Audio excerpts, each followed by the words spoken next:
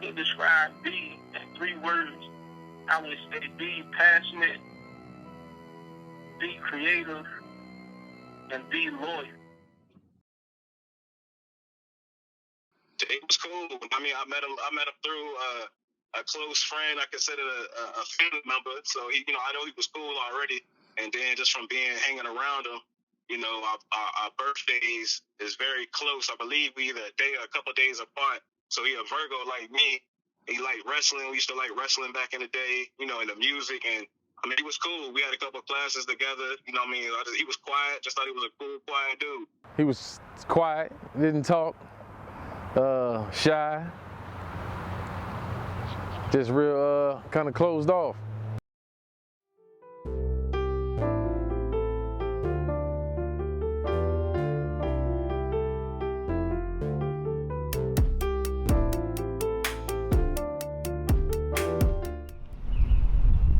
About 2011, haven't even been married a year yet, or close to a year, just over a year. And I was working at Capital Concrete, this place in Norfolk, Virginia. I was driving a concrete truck. And around that time, I had just lost my job, and I didn't have anything to lose. So one day I was at my uncle's house, and I was just sitting outside by myself, chilling, smoking, contemplating my next move. What am I gonna do? What am I gonna do? And it hit me right then and there. I need to make a change. And within those thoughts, I came up within leaving Virginia, my hometown where all my family at, my mom, my dad, my sisters, my nieces, nephews, my grandparents, aunts, uncles. And later on that night, I said, okay, well, it was in my mind, fresh in my mind, leaving Virginia, but where to? So I came up with 2 options. I was thinking Northern Virginia or North Carolina. So like I said, I had nothing to lose. I had just lost my job, just lost my house that we were staying in, 28th Street out Park Place. We just lost our apartment. So I had nothing to lose. So I picked up the phone and I hit up my cousin Angie. I know he told me, he asked me could he come stay with me for a couple months. And, he had got a ticket or something like that in Virginia, a speeding ticket. Never had a ticket before in his life. And then he was getting a speeding ticket, and the court wouldn't reduce it. And he had been on his job for a long time. So he was like, he just wanted to come to Greensboro and start over. And of course, I'm like, hell yeah, come on, bring your ass. And so, yeah, that he came and stayed with us. Stayed with me probably just only 2 months. When I got here, when I came to Greensboro, I'll never forget, it was December 1st, 2011. At the time, my cousin, he was still playing football for Virginia Tech. And me and my other cousin, James, we rode down to Charlotte, North Carolina with my uncle, where Virginia Tech was playing in the ACC championship game against Clemson. And that's the day after that game, my uncle dropped me off in Greensboro, and that's when I stayed in Greensboro. So this was a Saturday, so all day that Sunday, I was on Craigslist, job hunting. That Monday morning, I had a whole list. That Monday morning, I got up and went to a temp service and found work that same day. They asked me, could I start tonight? I told them, yeah. So, like I said, when I came to Greensboro, it was just me by myself. And I still had your wife and kids back home. So like I said, I picked up the phone, I called my cousin Angie, asked her if she had a spot on the couch for me. And she invited me into her home, and I came and did what I had to do, what I always do. The experience that, like, while he was there, I know a lot of times I would tell him, relax, it was hard for me to get him to be comfortable. I'm like, we cousins, we family. We done seen each other, you know, I done watched him grow up. And one of the things, I mean, he would get comfortable. You know, the 2 months that he stayed there, he slept on the couch, sitting up with his shoes on, with his hat. He wouldn't even lay there, he wouldn't even get comfortable. And I was like, oh my God, you're making me so uncomfortable. Please get comfortable. But, you know, after everything that done happened and everything that I done seen now, I know exactly why he did what he did, you know. But it still was weird because I'm like, I'm your big cousin, like, you know, come get comfortable. But yeah, I just seen him grow, like, prosper, like, from that point on. I heard Rick Ross say, if I lost everything I had, I got the heart and the hustle to get it all over again. And that stuck to me, that stuck with me, that moved me, and that just gave me the motivation I needed to pick up and leave Norfolk and move to Greensboro, starting all over again and get everything all over again. That was my motivation for that time of my life. And things ended up working out for me in Greensboro. I have nothing to say bad about Greensboro. Nothing bad to say about Greensboro. But then again, like I say, it's the hustle in me, it's the want, it's the passion, it's the dedication to, you know, to get up and do what I gotta do, because I got an example to set.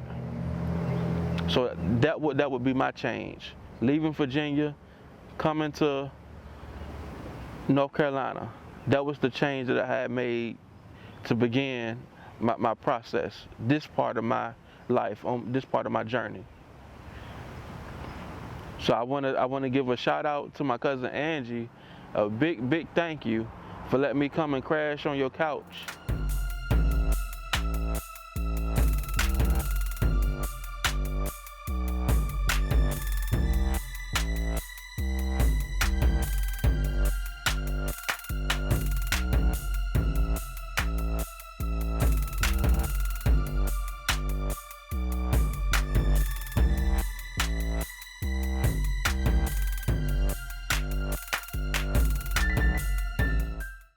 One of the things, he was really wanting to work for the city. And he was so determined. That's the thing, he's so determined. When he put his mind to anything, he gonna do it. So he was like, I'm gonna get this job at the city. And I was like, well, he done got, like, I think it was a total of 9 no's. 9 no's, where anybody else in this world I know, even since this story, I have put other people on, like, keep trying with the city. They might 2 or 3 times and be like, nah, they ain't gonna have. I'm like, I got my cousin. He kept on and kept on, and he's like, I'm going to get a job with the city. And he would go for every interview, and he'll come back, and he'll be like, get another letter, and it'll be another no and another no, and it never discouraged him. And finally, he got that yes. He got that job with the city, and he been there ever since. And that's when, you know, I see him, everything like he had in Virginia, I seen it all get taken away from him, and then I seen him get it all back right here in North Carolina.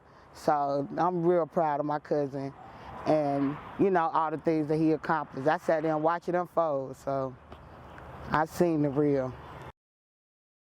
I met Brandon at work. You know, I noticed he was, you know, a hard worker. He would always come in and, you know, working on the water side, he'd be having all this mud and stuff on him. But, you know, I met him, he was a cool brother. Thought he was aloof, quiet, introspective. Didn't appear to me as though he allowed too many people to get close. You know, you automatically see he's a thinker, he's quiet, he analyzes things, takes his time and think things out. You know, very approachable, you know, type dude, and you can tell he was, you know, he was laid back. My name is Lou Perry. I work with Brandon Ebron, AKA No Lunch. Man, I used to work with this dude, been working with this guy about 4 or 5 years ago. was working with him. He was on second shift. I was on first shift. A few times, opportunity came up where I could work over, get a little extra overtime, and work second shift. Workload was heavy. And then this dude kept at it. You know, that first day I worked with him, I thought, man, damn, we ain't even getting no lunch. Called him a nice little break at the end of the day, but we ain't getting no lunch. Another day came up, worked with him, realized I ain't getting no lunch. So that's how the name No Lunch came up. You know, this dude go hard at it. He gonna work, he gonna get the job done. If he don't get no lunch, it is what it is. Everybody gotta suffer. When he's on, he's on. Let's get it. No lunch. September 2017, I was diagnosed as a type 2 diabetic. The only symptoms I remember having was just being thirsty all the time. Being thirsty all the time and just urinating periodically throughout the day. Like uncontrollably. And I just ignored it, didn't pay it any mind. So this one particular night, I got off of work, just got home in the house, and I was just talking to my wife. I was like, man, I'm just so thirsty. And I just had something to drink. I'm so thirsty. And my youngest daughter, being a type 1 diabetic, my wife was like, check your blood sugar. So I pricked my finger, and the reading just said high. And didn't have no numbers, just said high. So I just said, what does that mean? So they said your numbers is high. It's not even giving a reading. So I said, do it again. And they pricked it again, and it read high once again. So they was like, you got to go to the emergency room. And, me being me, I was like, man, I ain't going. I just got off of work, worked a 10-hour day. I ain't got time to be sitting in the emergency room all day, all night. I ain't got time to be sitting in the emergency room all night long. So, you know what she did? She called my parents, and they made me go to the hospital. Even though I'm in Greensboro, North Carolina, and they're back home in Norfolk, Virginia, she knew that I wasn't gonna go, on my own. She had to call my parents, and they made me go to the emergency room. So that night, it was confirmed that I was a type 2 diabetic. Oh, so on the way to the emergency room, I was drinking water. So when the doctors pricked my finger, it was over 500. My numbers was over 500. So they gave me an IV, and I was able to go home that night. But that's how that went. But that didn't discourage me any. That just made me want to go, even harder. You know what I'm saying? Putting in perspective that life is short and it can happen to anybody, because my granddad was a diabetic and my dad was a diabetic. So I just started taking it more serious. And not only that, as far as my health, taking that serious, taking my career even more serious. When I leave this earth, what do I want to be remembered for? What do I want to be remembered for? So that pushed me even to do even more for myself, better myself, and become a better husband, a better father, and a better provider. So that put me on a whole different type of mission. I finally got my job with the city of Greensboro. I'm there for got my 5 years in already. And so the plan was, to come to Greensboro, get a city job, and ride it out for 20 years and retire. That was the plan, initial plan. So about when I reached that 5-year mark, right around or a little after, that's when I realized and it hit me. I was on lunch break with one of my co-workers, and we were just having regular conversation. And I was like, man, you know what? Who says that we can't be what we always wanted to be when we was kids? Who says that? Who controls that we can't be what we always wanted to be? And the answer is, is ourself. Sometimes, when you work in places, you get complacent and you lose track of, your long-term goals or what it is that you really wanted to do because you needed a job right then and there. But after that conversation, matter of fact, I want to give a shout out to Jermaine, but after that conversation, it was up from there. It was no turning back. I started investing in myself the very next day. So over time, I started buying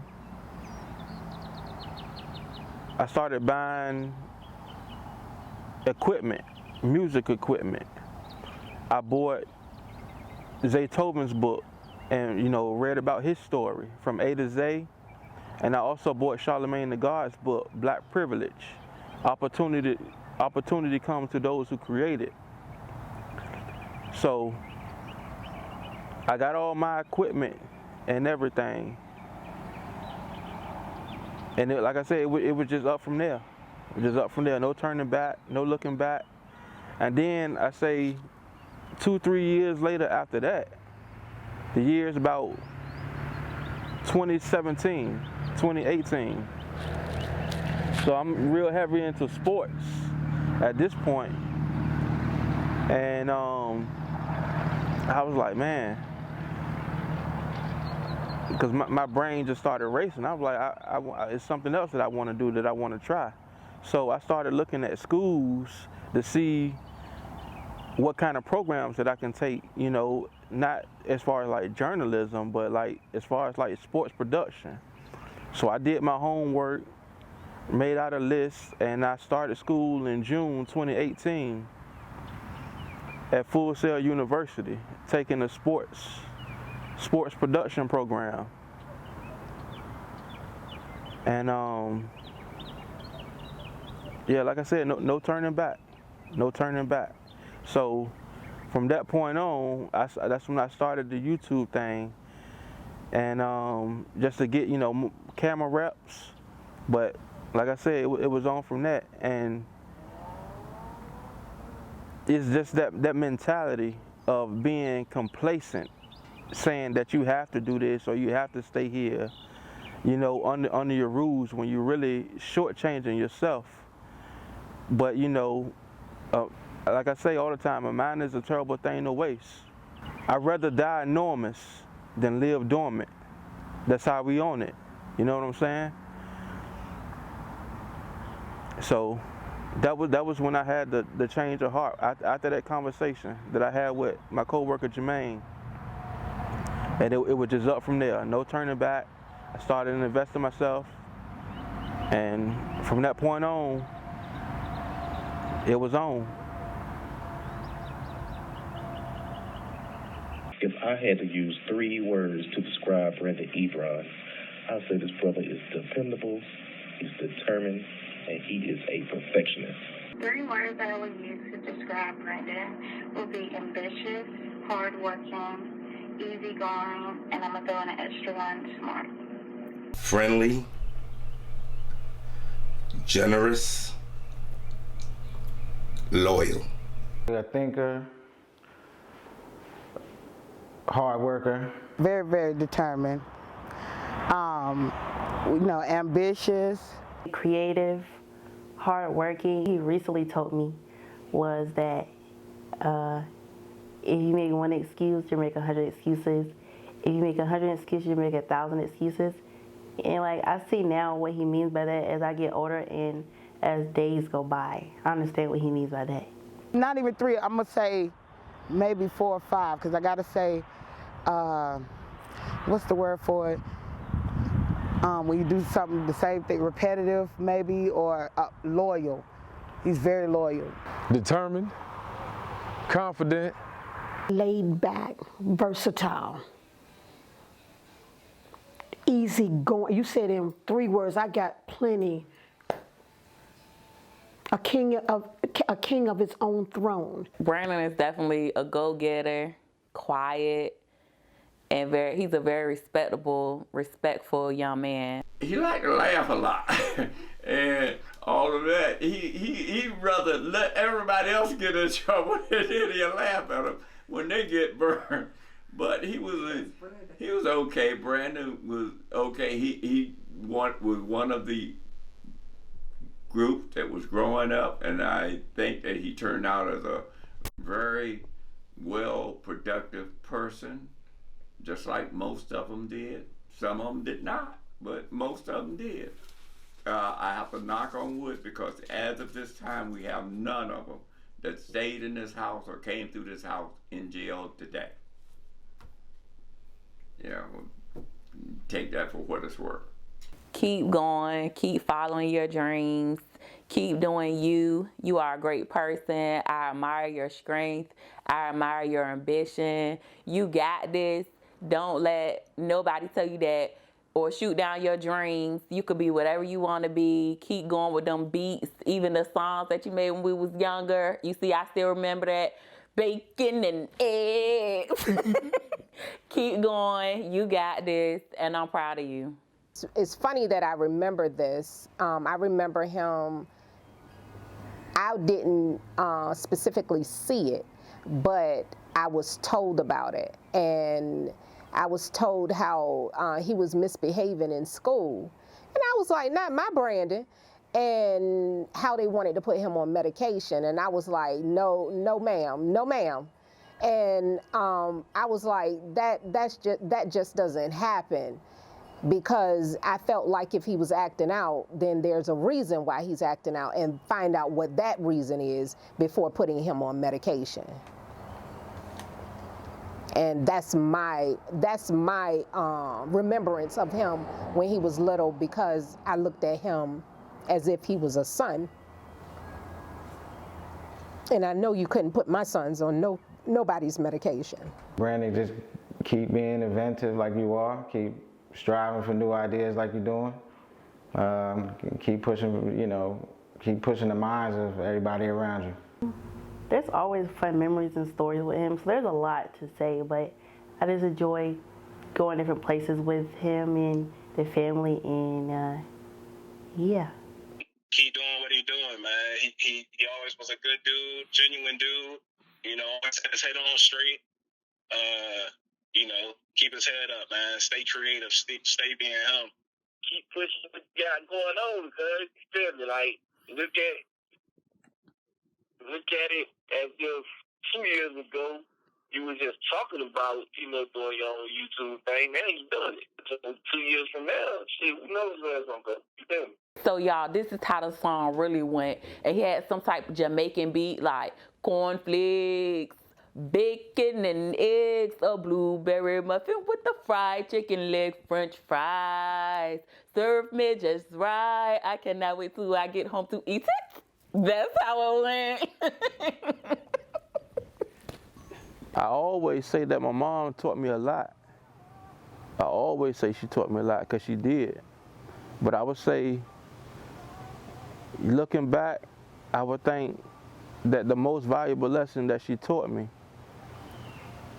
was when she, told me how to be independent, be self-sufficient, and to depend on nobody. Be a man, stand on my own 2 feet.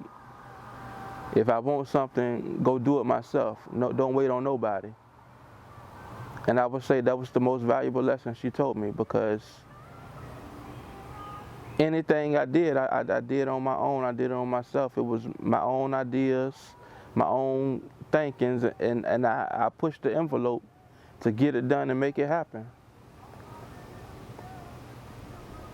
So I wanna thank my mom for pushing me, for encouraging me, and definitely putting me up on game and giving me knowledge.